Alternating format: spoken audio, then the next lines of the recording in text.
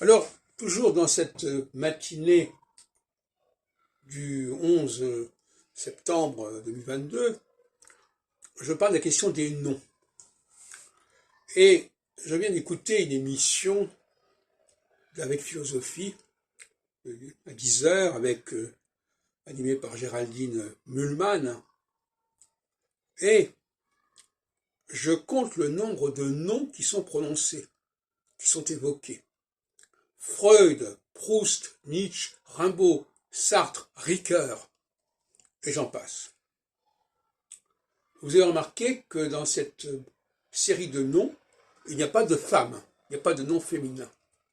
C'est assez amusant, comme Géraldine Mühlmann est une femme, le fait qu'elle se serve uniquement de noms d'hommes, et que les auditeurs d'ailleurs ne connaissent que très peu de noms de femmes, à part Simone de Beauvoir et Hannah Arendt, ou même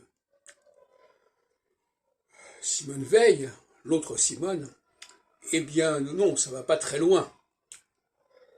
Et malgré le féminisme ambiant, les femmes n'ont pas enrichi véritablement leur culture en ce qui concerne les noms de femmes dans les différents domaines scientifiques, musicaux, pictural, philosophique, et j'en passe. Et je trouve que ça crée un malaise, ça interpelle véritablement cette question. Hein. Mais moi, je l'explique très bien, parce que je pense que les femmes ont vocation à faire connaître les hommes. C'est leur rôle, à protéger leur mémoire, à entretenir leur mémoire. Et par conséquent, il n'y a rien de surprenant à ce qu'elles aient connaissance de tout cela. Et quand elles disent qu'elles sont philosophes, elles le sont au deuxième degré. Elles le sont parce qu'elles s'intéressent aux philosophes, beaucoup plus que parce qu'elles sont philosophes. Mais peut-être que pour elles, être philosophe, c'est s'intéresser aux philosophes hommes. Il y a déjà quelque chose qui est un peu étrange dans tout ça. Et puis, on termine l'émission à propos de Freud. Alors lui, Freud, il parle des femmes. Obligatoirement, il fait parler les femmes. Il considère que les femmes, il faut les laisser parler et que ça a une valeur thérapeutique.